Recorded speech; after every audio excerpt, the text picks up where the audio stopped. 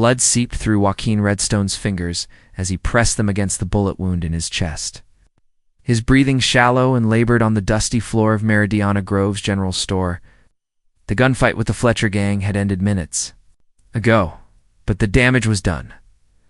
3 bullets had found their mark, and everyone knew he wouldn't last the hour.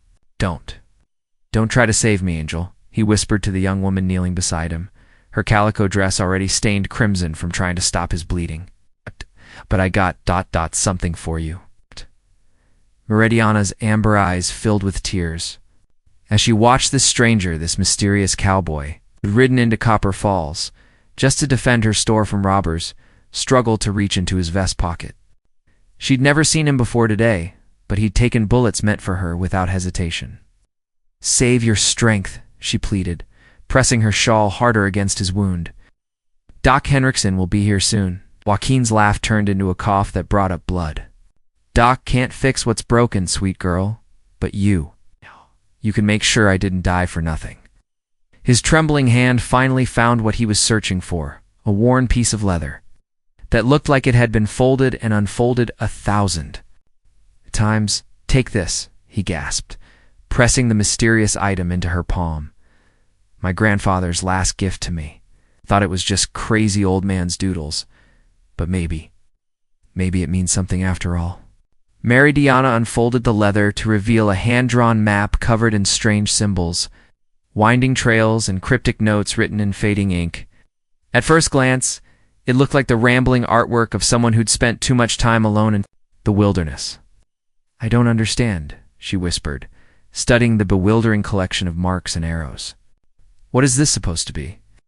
"Promise me." Joaquin's grip on her wrist was surprisingly strong for a dying man. "Promise you'll follow where it leads. Don't let the bastards who did this ... win. There's more to that map than anyone knows." "I promise," Meridiana said, though she had no idea what she was promising. "But why me? You don't even know me." Joaquin's eyes, blue as a summer sky, focused on her face with startling intensity.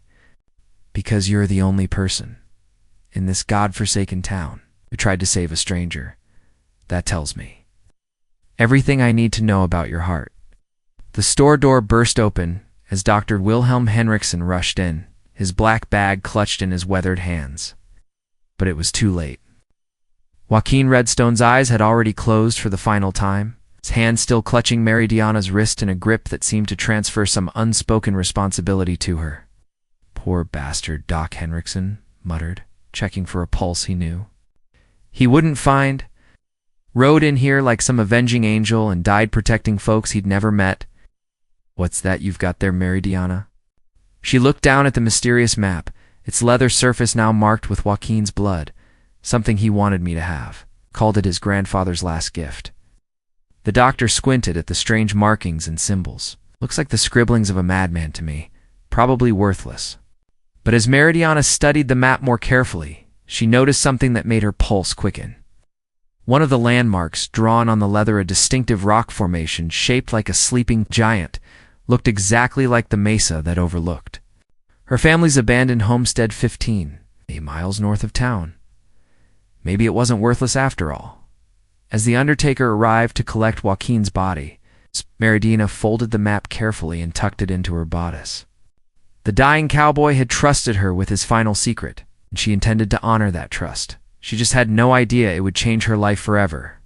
3 days after Joaquin Redstone's funeral, Meridiana closed her general store early and saddled her mare, Cinnamon, for the ride to her family's old homestead. The mysterious map burned like a secret against her chest where she'd hidden it beneath her riding clothes.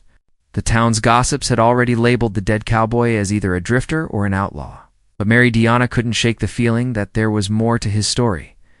The abandoned homestead sat in a valley between 2 mesas, exactly as depicted. On the map, her parents had tried to farm this land for 5 years before drought and grasshoppers drove them back to town, leaving behind only a crumbling adobe house and memories of failed dreams. Dismounting near the old well, Meridiana spread the leather map on a flat rock and tried to make sense of the symbols.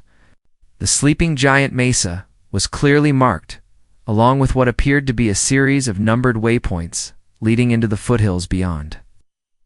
At the map's center, someone had drawn what looked like a tree with roots that extended deep underground. Crazy. Old man's doodles, she muttered, echoing Doc Henrikson's assessment.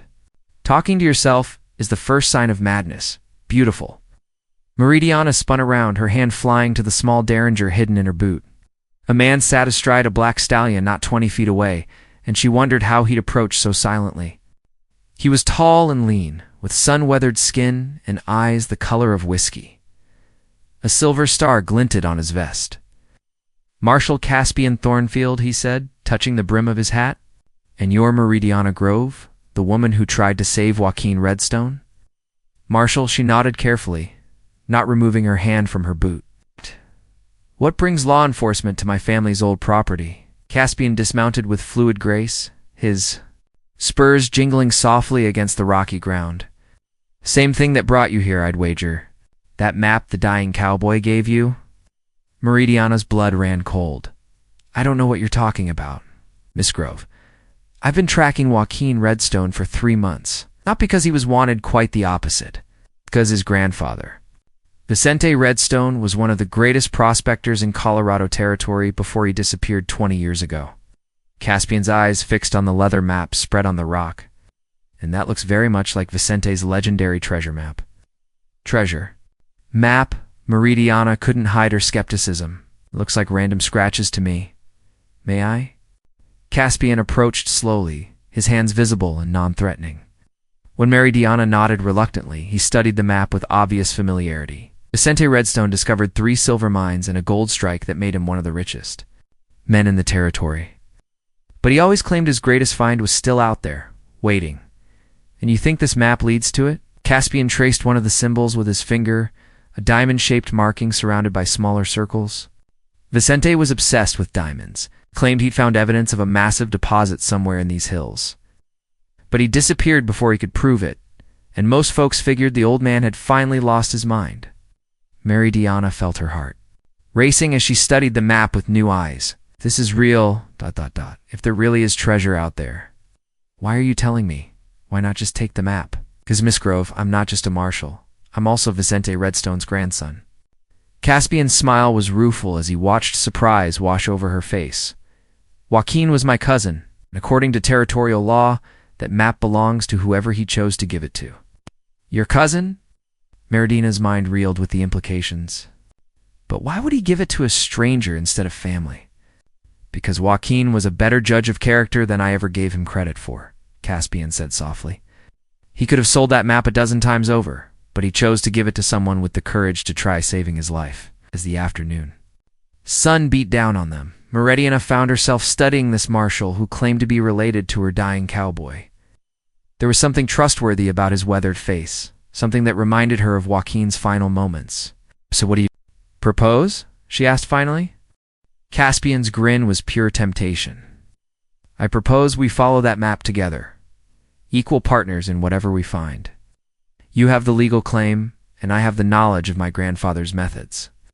Meridiana looked at the mysterious symbols one more time, then at the rugged marshal who'd just offered to split a potential fortune with a woman he'd known for 10 minutes. "When do we start?" They began the search at dawn the next morning, following the map's cryptic trail deeper into the Colorado wilderness than Meridiana had ever ventured. Caspian had brought supplies for a week-long expedition, along with mining equipment that suggested he'd been planning this moment for years. "Your grandfather really believed there were diamonds out here?" Meridiana asked, as they navigated a narrow canyon marked on the map with jagged lines.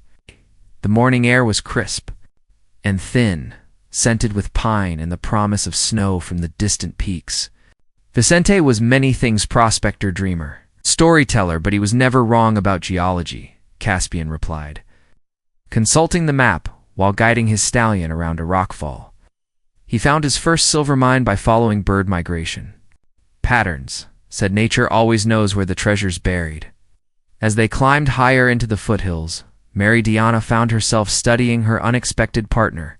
He moved through the wilderness with the confidence of someone born to it, reading tracks and weather signs with unconscious ease. More than once she caught him watching her with an expression she couldn't quite decipher. "Tell me about Joaquin," she said during their midday rest beside a crystal-clear stream. What was he like before? Before the Fletcher gang? Caspian's face darkened at the mention of his cousin's killers. Joaquin was the best of us. Spent his share of Vicente's silver. Mine's building schools and helping homesteaders. Never carried a gun unless he had to. Never looked for trouble. He paused, skipping a stone across the water. When I heard the Fletcher gang was terrorizing Copper Falls, I should have ridden there myself. Instead, I let my cousin go play hero. Saved my life, Meridiana said quietly. Probably half a dozen other people in that store. Don't dishonor that by carrying guilt that isn't yours. That afternoon, they reached the first major landmark on the map, a natural stone arch carved by centuries of wind and water. According to Vicente's notations, they needed to climb through the arch and follow a hidden trail marked by stacked stones. There, Caspian pointed to a series of rocks balanced in impossible formations along a barely visible path. Trail markers. He always said the best treasures were hidden in plain sight. The trail led them through a maze of red sandstone formations that seemed to glow in the afternoon light. With each step, Meridiana felt they were entering a world untouched by civilization, a place where ancient secrets lay waiting for the right people to uncover them. As the evening approached, they made camp in a sheltered alcove surrounded by towering stone walls. Caspian built a small fire while Meridiana studied the map by flickering light, trying to understand the next series of symbols. "We're close," she said, tracing the route with her finger.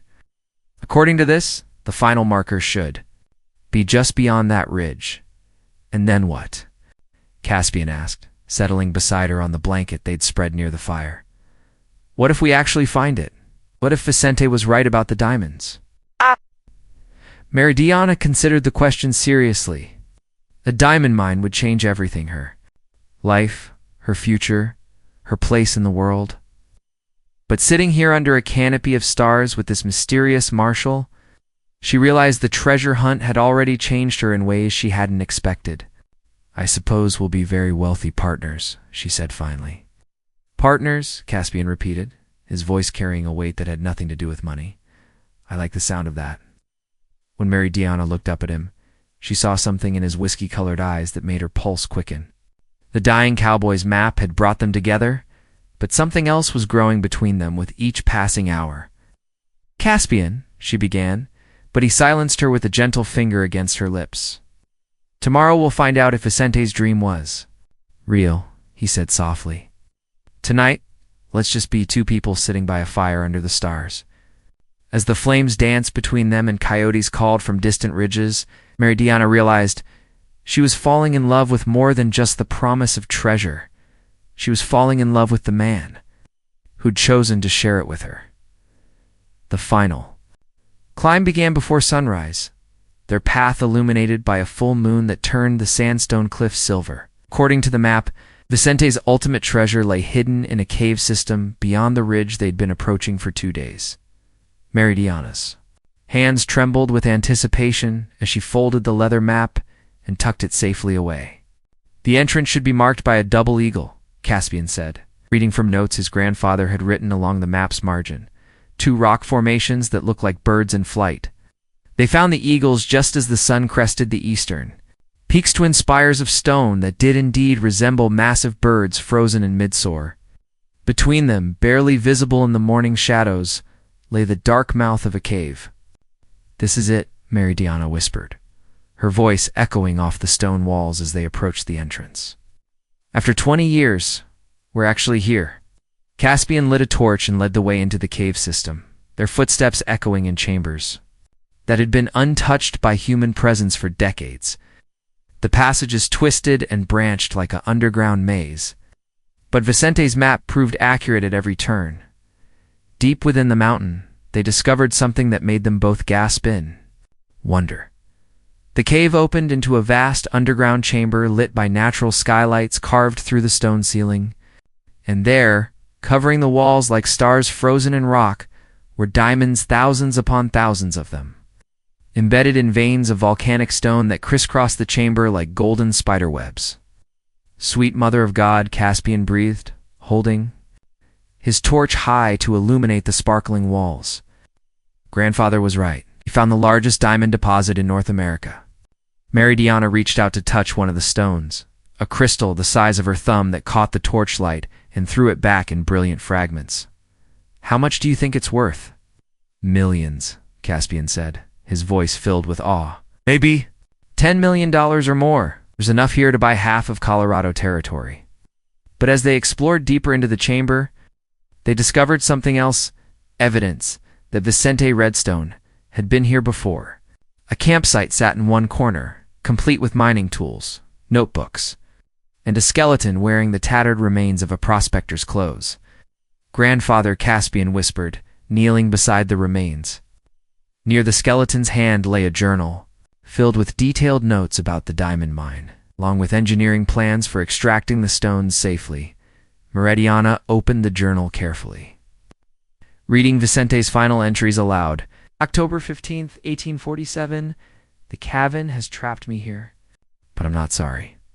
I've seen enough beauty to last a dozen lifetimes. If anyone finds this journal, know that the diamonds belong to whoever has the courage to claim them. Use the wealth wisely. There's enough here to build something lasting." "He died doing what?" "He loved," Caspian said, touching his grandfather's hand with surprising gentleness. "And he left us everything we need to make this work."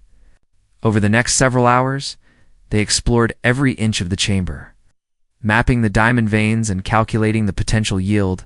According to Vicente's notes, the mine could produce steadily for 50 years or more. "We need to file a claim," Meridiana said as they sat beside their own small fire, sharing a meal while surrounded by unimaginable wealth. "And we'll need investors, equipment, workers, ... We'll need each other," Caspian added quietly. "This is too big for one person to handle alone." Meridiana studied his face in the firelight, seeing not just a partner in treasure, but something far more precious. "What are you saying?" Caspian moved closer, taking her hands in his calloused palms. "I'm saying that somewhere between following that map and finding this place, I fell in love with you. Not because of the diamonds, not because of the money, but because of who you are. A woman who runs a general store in a dying town.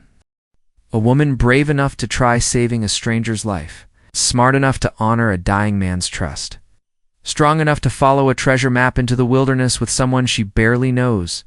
His thumb traced across her knuckles. "I'm saying I want to share more than just this mine with you, Meridiana. I want to share my life." Before she could respond, the sound of voices echoed from the cave entrance, harsh, threatening voices that made both of them freeze in terror. "Fletcher gang," Caspian whispered, reaching for his gun. "They must have followed our trail." As the voices grew closer, Meridiana realized their greatest treasure hunt was about to become their deadliest battle. "Thought you could disappear into these hills and keep all that treasure to yourselves?" Buck Fletcher's voice echoed through the cave system like the growl of a predatory animal. The outlaw leader emerged from the tunnel with 4 of his men, their guns drawn and their faces twisted with greed. Caspian stepped protectively in front of Meridiana, his hand steady on his Colt revolver. "This is legally claimed territory, Fletcher. You're trespassing. Legal claims don't mean much when you're dead." "Marshal," Fletcher sneered, his gold teeth glinting in the torchlight. "We've been tracking you since you left Copper Falls. Amazing. What a few coins can buy from the right bartender." Meridiana's mind raced as she took in their desperate situation. 5 armed outlaws had trapped them in an underground chamber with only one exit. Even if Caspian was the fastest draw in Colorado territory, the odds were impossible. "What do you want, Fletcher?" she asked, stepping out from behind Caspian despite his warning look. "Everything," Fletcher replied simply. "This mine, whatever. Gold you found, and maybe a little entertainment before we put you both in the ground next to that skeleton?" "There's no gold here," Meridiana lied smoothly. "Just some old prospector's bones and worthless rock formations. We've been chasing a dead man's fantasy for 3 days." Fletcher's eyes narrowed suspiciously. "Then why are you so deep in these caves? Why bring mining equipment for worthless rocks?" "Because," Caspian said, playing along with Meridiana's deception, "we're idiots who believed in fairy tales. Like every other fool who's ever chased Vicente Redstone's ghost. But Silas Grimm, Fletcher's most dangerous lieutenant, was studying the diamond-encrusted walls with growing excitement. 'Boss, look at this wall! Those aren't just rocks, those are diamonds. Thousands of them. Fletcher's eyes went wide as he finally noticed the sparkling stones embedded in the volcanic rock. Well, I'll be damned. Looks like the fairy tale's real after all. You can't mine diamonds with guns and dynamite, Meridiana said desperately. It takes specialized equipment, skilled workers, proper engineering. Blow this place up and you'll destroy everything. Then you'll teach us how to do it proper, Fletcher grinned. Right after you show us where the biggest stones are hidden. Caspian caught Meridiana's eye and gave an almost imperceptible nod toward Vicente's old camp. She understood immediately the mining tools, the lanterns, the boxes of black powder the old prospector had left behind. The largest diamonds are deeper in the cave system, she said, moving slowly toward the camp. Vicente's journal mentions a chamber filled with stones the size of chicken eggs. As Fletcher's men moved closer to examine the diamonds in the walls, Meridiana reached Vicente's supplies and palmed a small box of mining charges.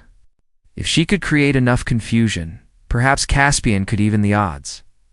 Careful, boys, Fletcher warned his men. Don't get so distracted by pretty rocks that you forget we've got 2 prisoners to watch. But greed had already clouded their judgment. 3 of the outlaws were now studying different sections of wall, trying to pry loose the most valuable stones with their knife blades. Only Fletcher and Grimm were still watching their prisoners. Meridiana met Caspian's eyes one more time and pulled the fuse on her mining charge and hurled it toward the far end of the chamber. Get down. Explosion rocked the entire cave system, bringing down tons of loose rock and extinguishing most of the torches. In the chaos and darkness that followed, Caspian's gun barked 3 times, and Meridiana heard bodies hitting the ground. When the dust settled and emergency lanterns were lit, only Fletcher remained standing. But he had his gun pressed against Meridiana's temple, having grabbed her during the confusion. Drop your weapon, Marshal, or the lady dies, he snarled. Caspian lowered his gun reluctantly, his face grim. Let her go, Fletcher. Your quarrel is with me. My quarrel is with anyone standing between me and $10 million in diamonds, Fletcher replied. Now you're going to help me load up every valuable stone in this chamber. Or Meridiana drove her elbow backward into Fletcher's ribs with all the force she could muster. As he doubled over in pain, she spun away from his gun and dove toward Vicente's skeleton. Fletcher raised his weapon to shoot her, but Caspian's bullet found its mark first. The outlaw leader crumpled to the cave floor, his dreams of diamond wealth dying with him. In the sudden silence that followed, Meridiana and Caspian found themselves alone again with their incredible discovery and with the knowledge that their love had been tested by fire and proven stronger than the diamonds surrounding them. 2 months later, Meridiana stood before the largest tent in what had become Colorado Territory's newest boomtown, Diamond Springs, built around the entrance. To their mind, the legal paperwork had been a nightmare. But Marshal Caspian Thornfield's reputation and Vicente Redstone's detailed journals had secured their claim against all challengers. Mrs. Thornfield, the surveyors have finished mapping the eastern tunnel system, announced Delphine Carruthers, the capable woman they'd hired as mine supervisor. They estimate another $2 million worth of extractable diamonds in that section alone. Meridiana smiled at hearing her new name. She and Caspian had married 3 weeks ago in a ceremony attended by half the territory's dignitaries. The wedding had been featured in newspapers from Denver to San Francisco, cementing their status as the newest mining royalty of the American West. What about the safety concerns in Tunnel 7? She asked, reviewing the daily reports. Running the largest diamond mine in North America was far more complex than managing a general store. But Meridiana had discovered a talent for business that surprised everyone, including herself. Shoring work is complete, and we've installed the new ventilation system you designed, Delphine replied. Your husband was right about your engineering instincts. Through the tent's open flap, Meridiana could see Diamond Springs bustling with activity. What had started as a mining camp was rapidly becoming a proper town, complete with a hotel, restaurants, a school, and even a small theater. The wealth from their mine was transforming the entire region. Meridiana, Caspian's voice called from outside the tent. Are you free for lunch? She emerged to find her husband, waiting with a picnic basket and that same devastating smile that had first caught her attention in the caves. At 32, Caspian had traded his marshal's badge for the responsibilities of mine ownership, but he still carried himself with the quiet confidence of a man comfortable with both law and order. "How did the meeting with the railroad representatives go?" she asked as they walked toward their favorite spot overlooking the valley. "Better than expected?" Caspian grinned. "They're offering to build a spur line directly to our mine. The diamonds will reach New York markets in 10 days instead of 6 weeks. They settled on a blanket beneath an ancient oak tree, the same spot where Caspian had proposed 2 months earlier. Below them, Diamond Springs sprawled in all directions, a testament to what two people could accomplish when they combined love, determination, and a dying cowboy's final gift. "Do you ever think about Joaquin?" Meridiana asked, unwrapping the sandwiches Esperanza had packed for them. The Mexican woman had followed them from Copper Falls to serve as head cook for their growing household. "Every day," Caspian replied. "Quietly, he gave you that map because he knew you'd use the wealth responsibly. Look what you've built here: jobs for 300 families, schools for their children, a hospital for the entire county." "What we've built," Meridiana corrected. "I couldn't have done any of this without you." Caspian reached into his vest pocket and pulled out a small velvet box. "Speaking of building things together, I have something for you." Inside the box lay a necklace unlike anything Meridiana had ever seen, a perfectly cut diamond from their own mine, set in gold and surrounded by smaller stones that caught the afternoon light like captured starfire. "It's beautiful," she breathed as he fastened it around her neck. "But why? It's not my birthday or our anniversary." "'Cause I have news," Caspian said, his eyes twinkling with barely contained excitement. "Dr. Morrison confirmed it this morning. We're going to have a baby." Meridiana's hand flew to her stomach, her heart racing with joy and wonder. "A baby? Are you certain? Due next spring, according to the doctor?" "Our child will grow up as heir to the largest diamond fortune in American history." Caspian gathered her into his arms, holding her as if she were made of the same precious stones they mined. "What do you think about that?" "I think," Meridiana said, tears of happiness streaming down her face, "that Joaquin Redstone would be proud of what his final gift accomplished." As they sat beneath the oak tree, watching their town bustle with prosperity and purpose, Meridiana reflected on the incredible journey that had brought them here. A dying cowboy's map had led her to unimaginable wealth, but more importantly, it had led her to love. The diamonds would last for generations, but the legacy they were building together, built on compassion, justice, and shared dreams, would last forever. 5 years after that first desperate search through Colorado's hidden canyons, Meridiana stood in the grand ballroom of the Thornfield Diamond Palace, watching her 3-year-old son Vicente chase fireflies through the meticulously maintained gardens. The mansion they'd built overlooked Diamond Springs, which had grown into one of the territory's most prosperous cities. "Mama, look," little Vicente called, his copper curls catching the light from Japanese lanterns strung throughout the garden. "I caught one." "Let it go, sweetheart," Meridiana laughed, her hand resting on her rounded belly, where their second child grew strong and healthy.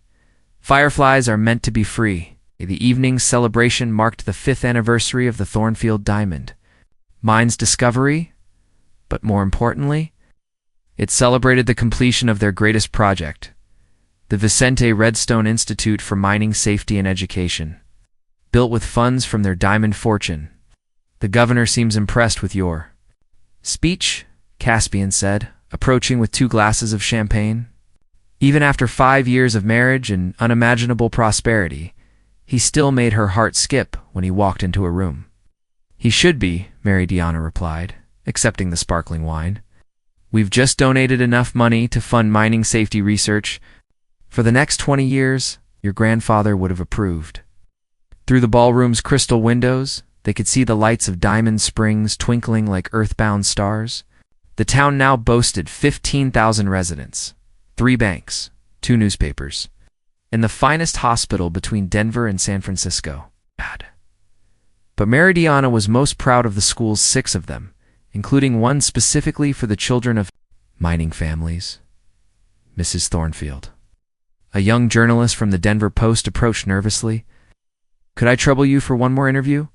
Our readers are fascinated by your rags to riches story." "Hardly rags to riches," Meridiana smiled graciously. "I prefer to think of it as faith rewarded. A dying man trusted me with his family's secret, and I tried to honor that trust."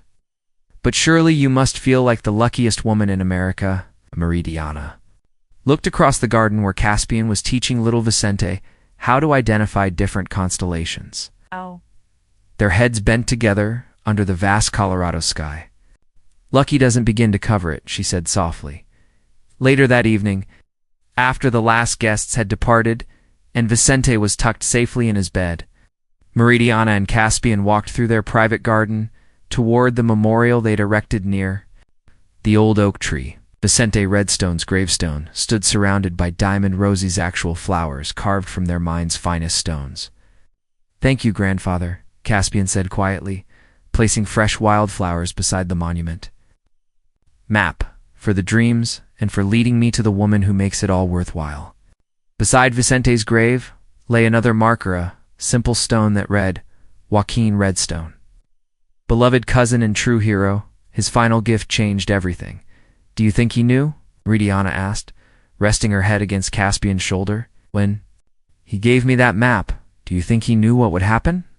"Joaquin always saw potential where others saw problems," Caspian replied, wrapping his arms around her. "He saw past your circumstances to your character, just like he saw past that old leather map to the future it represented." As they stood together under the stars, Meridiana reflected on how dramatically her life had changed since that bloody afternoon in her general store. The frightened shopkeeper who tried to save a dying stranger had become one of the most powerful women in the territory, not just because of wealth, but because of what she'd chosen to do with it. Their mine now employed over 1,000 workers, who enjoyed the highest wages and safest conditions in the industry. The Thornfield Foundation had funded hospitals, schools, and libraries across the West, and their personal fortune continued to grow, ensuring their children's children would never want for anything. "What are you thinking about?" Caspian asked, sensing her contemplative mood. "About choices," Meridiana said, echoing words she'd spoken years earlier. "About how the worst moments can lead to the best outcomes if we have the courage to trust in something larger than ourselves." "About our next choice?" Caspian's hand moved to rest on her belly. "What will we name this little diamond miner?" Meridiana smiled, feeling their unborn child stir at the sound of his father's voice. "If it's a boy, I'd like to call him Joaquin, after the man who started it all.